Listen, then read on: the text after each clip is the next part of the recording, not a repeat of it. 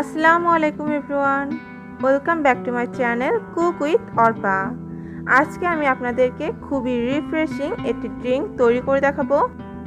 আর আজকের রেসিপিটি খুবই মজাদার হতে চলেছে। গরমের দিনে এই এক গ্লাস ড্রিঙ্ক খেলে আপনার পেট এবং মন দুটোই ঠান্ডা হয়ে যাবে। তাহলে চলুন দেখে নেওয়া যাক কীভাবে এই মজাদার ড্রিঙ্কটি তৈরি করে নেওয়া যায়।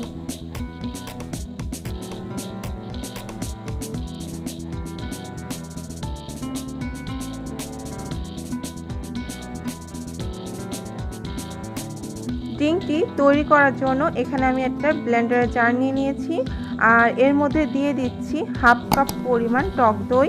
এটা কিন্তু টক মিষ্টি দই, আর এই দইটা কিন্তু আমি বাজার থেকে কিনে এনেছি।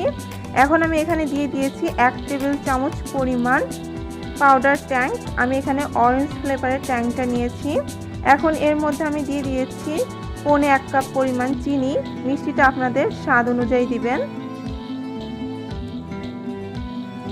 এখন আমি এখানে 1 কাপ পরিমাণ ঠান্ডা পানি দিয়ে দিচ্ছি।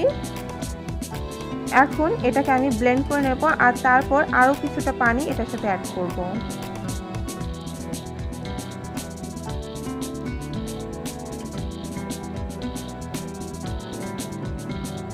আমি এটাকে 2 থেকে 3 বার থেমে থেমে ভালোভাবে ব্লেন্ড করে নেব, যাতে ভিতরে একটা ফোমের সৃষ্টি হয়। এতে করে ড্রিঙ্কটা খেতে আরও বেশি মজা লাগবে।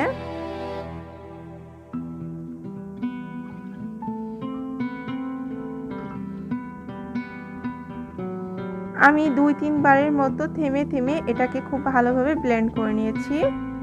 আর এখন এটার সাথে আমি 1 লিটার পরিমাণ পানি অ্যাড করব।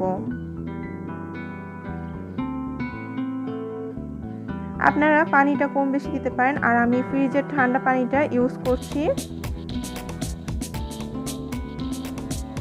আমি এটা ব্লেন্ডার থেকে নামিয়ে তারপর আরও 1 লিটার পরিমাণ পানি মিশিয়ে নিয়েছি, আর এরপর এটাকে আমি গ্লাসে সার্ভ করে নিচ্ছি।